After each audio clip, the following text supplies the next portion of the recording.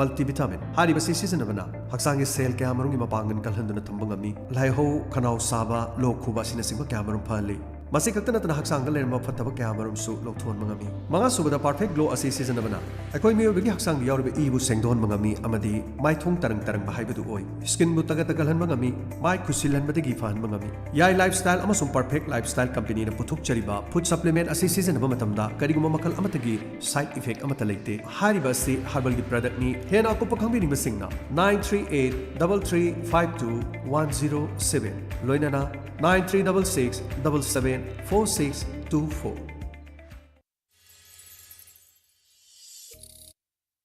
Hauzik Tharongi makha tarakpada taminasi matam matangi Wapham Thaurang masiba lanthokpigadauribi Nirmala Thangjam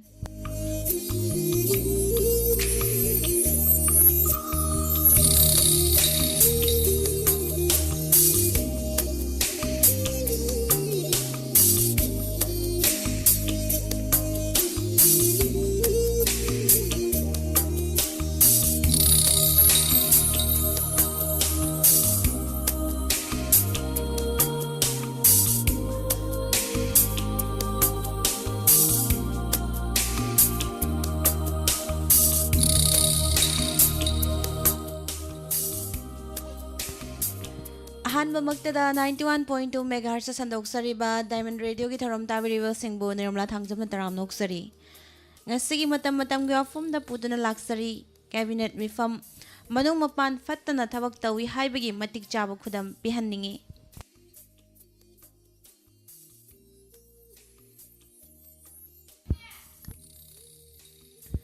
Manipur gi Ching district headquarters sing da chief minister amasung cabinet minister sing Chattuna cabinet mifam pangthok pasi laikhidraba sirang kaisingi Risang kaisingi chief minister oiringaida ihan hana haudoklam khibani adubu Chingi district sing da cabinet mifam phamba si ikai Kuinadi Zathakide, Mahagna Chief Minister Oikidrama Matung Laikidaba Mahaki Matamda Chingi district amata cabinet mifam pangthok khidre adubu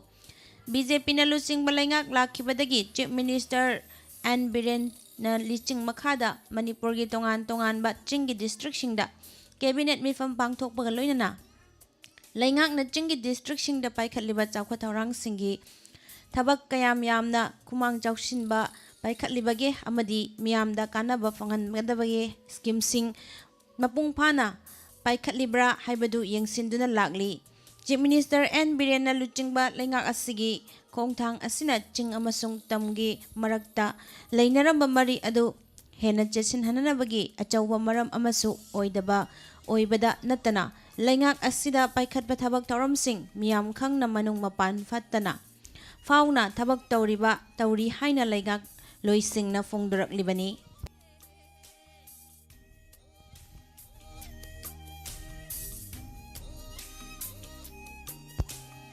How kiba matam sing da Chingi district sing da pangthok kiba cabinet mifam sing da ministers shuna yaw da bagi mataw ukre matam adudadi laingak paiminari ba singi marakta mukna bagi mataw ama uwa fangki adubu hauzikti mataw adusu laitre how kiba December mapanda Senapati district headquarter da Chief Minister N. Birena chair lawduna pangthok kiba cabinet mifam da minister pumnamak saruk yaki mifam aduda mangjaw nana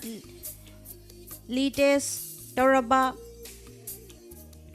Tongan ba agent kontraga humdoi khanaki masigi shumathakta unlisted agenda kaya su khanaki Chief Minister N Birena Luchingba lengak asi hek lakpadagi lengak asi matamda ihan hanba oina kumja lising ani taratare ki July 13 da Churachandpur district ta cabinet mifam pangthoki asigi Masigi matung Tamenglong Chandel Ukhrul Kangpok PM Sung Senapati district dasu cabinet mifam sing pangthoki Masigi sumathakta Jiribam district dasu cabinet mifam pangthokiba asi anirak subani Cabinet mifam aduda tongan ba agenda kaya marum khanna bagaloina na mifam aduda agenda kaya amadi ayaba pikre cabinet mifam na ayaba pikiba agenda sing gi manungda gi Manipur Official Language Act 1979 semdok nanaba lakadaba assembly session da amendment bill ama puthokpa haiba wafam su yauri asigumlaba maruoiba wafam kaya ama cabinet mifam asida warep lauki adumakpu cabinet mifam asida kari warep lauki bagi haibadudi leingaki wangang loina draga mari leinaba amatana official oina fongdokiba leite Center da lairiba BJP lengak asigi Union Cabinet famba khudeng kari warep laukhibage haibadu miyam khangna lauthokli Union Cabinet mifam am famba loiraba matungda Union Information and Broadcasting Minister natragana lengaki wangang loi amana mifam aduda kari warep sing laukhibage haibadu miyam khangna lauthoklibani adubu Manipur dadi State Cabinet mifam na kari warep laukhibage haibasi official oina miyam khangna lauthokpagi chatnabi asi leitabaga chap manari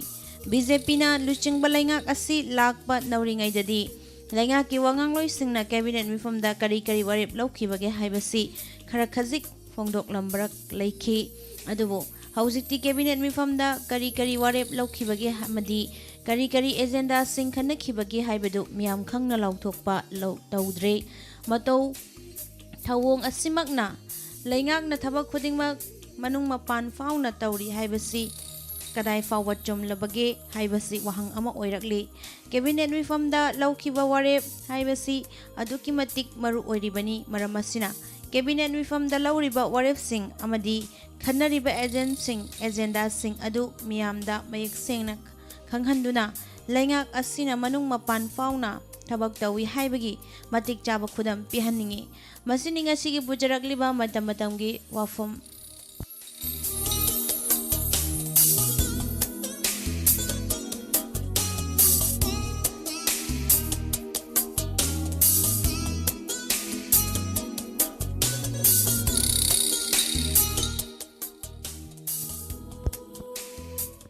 Hojik tabikhre matamatanggi wafam